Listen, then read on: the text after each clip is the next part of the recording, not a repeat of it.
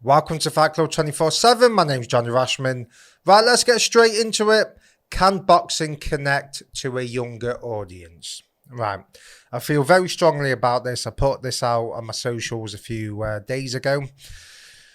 But it's an important matter, right? In the previous weekend that's just gone past, we had Anthony Yarde against Artur Beterbiev for 3 light heavyweight world titles. It was a unification fight. As soon as the fight was announced, I stated it was going to be a barnstormer. Yarde won't get blasted out in the round that people kept referring to. They said it would last a round, 2 rounds. I repeatedly said it wouldn't. It's going to be a barnstormer. Yarde's got explosive power. He's improved. And Beterbiev's a machine, right? And it was a phenomenal fight. We were all blown away from it. Before the fight, we had Jake Paul and Tommy Fury announcing their fight. And some people were saying it's a bit like WWE. Why were they having it before the main event? Why would they announce it then? And look, I can see why that happened. They wanted more eyes on the fight as possible. To have Jake Paul and Tommy Fury there, they attract a certain audience. So I understand it. But you can't blame them for the attention they're getting, right? Because I feel very, very strongly that boxing has to connect to a younger audience, right? That Yarde and Beterbiev fight, people on the street weren't talking about it. It wasn't on the back pages of the newspaper. The fighters weren't on breakfast shows. It wasn't being talked about like it should have been. It's been spoken a little bit about after the fight. It's been spoken about, but not how it should be. That fight should have had a stronger promotion. Now, Frank Warren, a Hall of Fame promoter, right? He's doing an amazing thing. He's selling out stadiums, right? We understand that, but we have to connect to a younger audience here. For me, it's just the same old things we're seeing. We're seeing boxing fights being promoted the same way as if it was the 90s or the early 2000s. I don't see much involvement. The only involvement I see is YouTuber boxing, and that's a different market. Now, I can understand people saying professional boxing has to take something from YouTuber boxing, and I get that to an extent. Now, that is true in regards to self-promotion, but you have to understand that these YouTubers are famous because they're YouTubers, not because they're boxers. They've already got the followers, so they can come into boxing and then they can do what they want to do because they've already got the following. It's easy. They didn't start off as boxers and gain that following. It's a different ball game, right? Fighters have to train twice a day. They've got to cut weight. They're focusing about their opponent, right? A lot of the fighters just don't want to put the time into this self promotion. And I'm not saying act like a YouTuber, but there has to be better. The promotional aspect of professional boxing has to reach younger eyes, right? If you don't have BT Sport or you don't watch football, you wouldn't have known that fight was on. If you ask people on the street who was fighting, who the fighters were, no one would know, right? That's the truth, and I'm a hardcore boxing fan, right? So we have to reach a younger audience. How do we do this? Very simple. For me, promoters have to have people selling their product, right? Because there's too many promoters, and this is no disrespect, this is just my opinion, who are great at putting on events. They know logistically how to put on an event, how to sort of contract out, they know the business side of it, but they're not great at talking. You know, Mick Hennessy, phenomenal promoter, but he doesn't talk. He don't give any interviews. He doesn't promote his fighters. He doesn't talk about them. So if Mick Hennessy at Hennessy Sport isn't promoting his fighters, and when I say promoting, I don't mean just putting them on shows. I mean talking about them, banging the drum. If he's not doing that, you need to have someone who's going to do that. So I feel that every promotional outlet should have, rather than just a promoter, should have someone else selling the event, right? That's what should happen. It can't just be the promoter. Frank Warren and Bob Arum, you know, with all due respect to them, they're legends of the game, but they're of a certain age. They don't want to be doing interviews every second. They'll do a few, but they don't want to be doing so. Someone younger has to come in who can connect to the younger market, right? Now, I'm not saying act like YouTubers act. I'm not saying that, but you can take bits away. And the main thing is self-promotion, right? How can fighters promote themselves better? It comes from the promotional team and it comes from the fighter. The two have to go hand in hand. It can't just be, well, the fighter needs to self-promote more and sell tickets. Well, no, your job as a promoter is to promote that fighter. It's not just to put an event on. That's not a promoter. That's just logistically putting on an event And that's it. But that's not the job of a promoter. A promoter is to promote the fighter, right? And the fighter has to also be willing to make sacrifices and to promote himself, right? So you have to open YouTube channels. You have to engage with fans. You have to meet fans in person, right? There's so many things you can do, right? But what I'm seeing with boxing, I'm just seeing the same old promotion, the same old videos, the same old talk, the same old programs with different names. Gloves are off, gloves are on. It's just the same cheesy names, right? We need to evolve. We need to evolve, and we need more people promoting the sport, because there's too many promotional outlets where, for me, they're not promoting the event enough. It's just with the broadcaster, and they're just relying on when a football game's on, Premier League game, and halfway through they'll go, and Berto Beregnard's fighting next week, and that's good and well, it's good exposure, but how many new eyes are you going to get to the product, right? So if you've got BT Sport and you're watching United against City, and it comes and the commentator says, and next week we've got, as I just mentioned, Berto Beregnard, it's at 8 o'clock on Saturday night, and they do that a few times, that's fine, but you're just connecting to that audience who've already got BT, who may already be boxing fans. Okay, you might be converting football fans to boxing, but how are you reaching the younger demographic, right? We all know YouTube can hit far many eyes than any broadcaster can do. That's just the reality of the numbers, right? So how do you get there? How do you get to them, right? That's the big question, and that's what needs to be thought of. It needs to be creative. It needs to have people selling the fight, like Dev Sahani. I like Dev. He talks well, and he does a bit, but it's just him. You need someone to bounce off. DAZN, they have a few people, but if you don't have the app, or you don't follow Eddie, or you don't follow it, you're not going to watch it. Top Rank. Again, there's so many. There were great promotional outlet. I've been to an event of theirs. Unbelievable. Great. The structure of it is fantastic. The production value.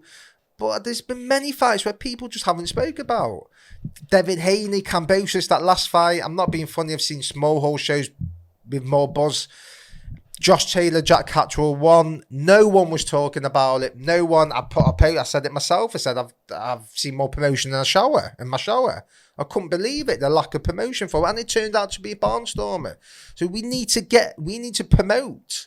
We need to reach younger people. It has to be done, and how you do that is investing in marketing. The small hall shows. I understand that without a TV deal, your back's against the wall, and a lot of shows lose money, but you still have to put that time into the marketing. It's no good just putting a poster on and saying, right, come next week and watch the fight, or the fight is say, yeah, I'm fighting next week, give us a follow, and if you want a ticket.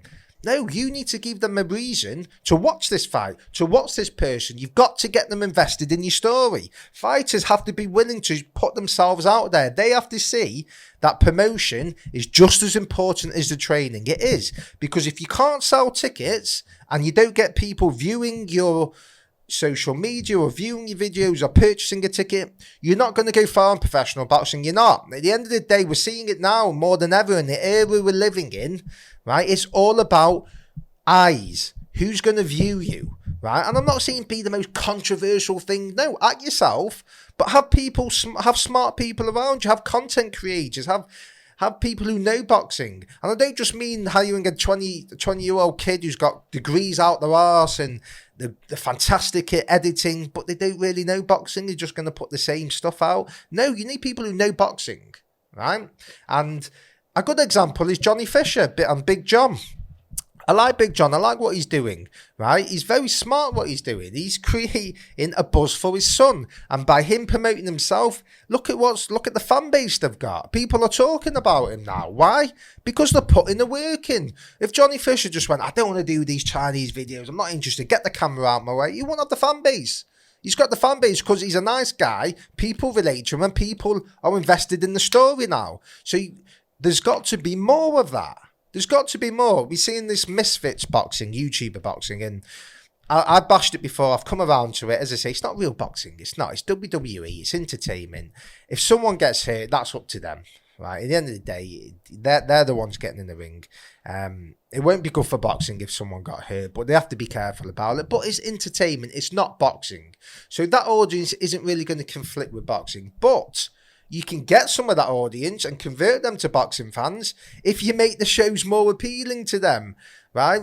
And that has to come with thinking outside the box, not just putting on the show and putting the same things out there, or someone with a profile who doesn't really know boxing. Can't be like that. Eddie Hearn's a great promoter, right? He is. And I've got a lot of respect for Eddie Hearn, but at the same time, I'm not yes, Eddie, and yes, Eddie, and yes, you're the best. Everyone's great in Matchroom, and I'm not that kind of person. There's some people out there who are like that, and maybe I should be. It's probably the smart thing to do, but I'm not. I don't lick arse. I'm not a yes man, right? I'll say things. I'll always give my strong opinion. I always stand up for what I believe in. And Eddie, for me, promotes himself too much. Right, I understand what he's doing by building his profile, because if the bigger his profile is, the better for his fighters in a certain way. I understand that, right? I get it. But for me, there's too many fighters in Eddie Hearn's stable that aren't getting talked about. There's too many interviews with Eddie and not enough for the fighters. There's too many podcasts with Eddie and not enough for the fighters. You know, no one goes to a Matchroom show to watch Eddie Hearn. No one tunes into an interview with Eddie Hearn to listen to about him. They want to know about the fighters. Right, maybe some people now might do, but they want to talk about the fighters. They don't want to know Eddie Hearn's backstory and what he's done. They're interested in what's going on with Bob Arum, with Al Heyman, what's going on with Fury, the fights going on. That's what we want to know. It's the fighters. Right, Zelfa Barrett, I've mentioned this before, a fighter from Manchester, fought for a world title a few months ago. Unlucky not to win. Great fighter, nice kid. He talks well. He should be selling out arenas. He should be selling out the Manchester Arena, right? He should be. And to be honest, I don't hear much of Zelfa apart from Fight Week. That's when I hear Eddie and Matchroom mention him. Now, look, I get it. He's probably made good money. And listen, I'm not slating the job Eddie has done for him. He's done a great job for him. You know, he's gotten world title fights. But what I'm saying, and it's not just Zelfa and it's other people, that the fighters have to be promoted more. Zelfa should be on podcasts. He should be doing shows with Eddie. Why is it always Eddie giving the interviews? Go and have your fighters with you. Go and do shows with them. Let people know their story. You keep saying you've got to tell the fighter story. Now, he is doing that in a way with Matchroom Media. It's great production and it's good content that comes out on fight nights and after. But we've got to do it before. It's easy to talk about a fighter on fight night. That's not going to sell arenas. Right, people have got to invest in them when they're not fighting. What are they doing when they're not fighting? What's the personality like? They're family men, are they controversial, are they wild, what they're like? We've got to tap into it, and by tapping into them, younger people are going to watch it, So yes, Eddie's a great promoter, but I want to see more promote the fighters, more promotion of the fighters, because I'm a fan. I don't work for Eddie, right? I'm a fan. I'm a boxing fan, and I'm looking at this through the eyes of a boxing fan. And we've got to evolve. We've got to do things differently. As I mentioned before, small hole shows.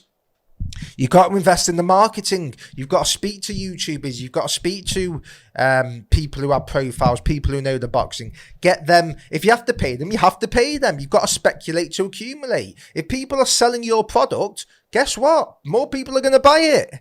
If you're not selling your product, no one's going to buy it, are they? Right?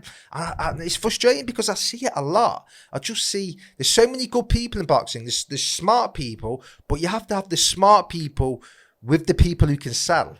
Right? It's like a sales company. You've got to have the salespeople and you've got the people in the background who logistically sort the company out, sort the wages out, sort the staff out, you know, the infrastructure out.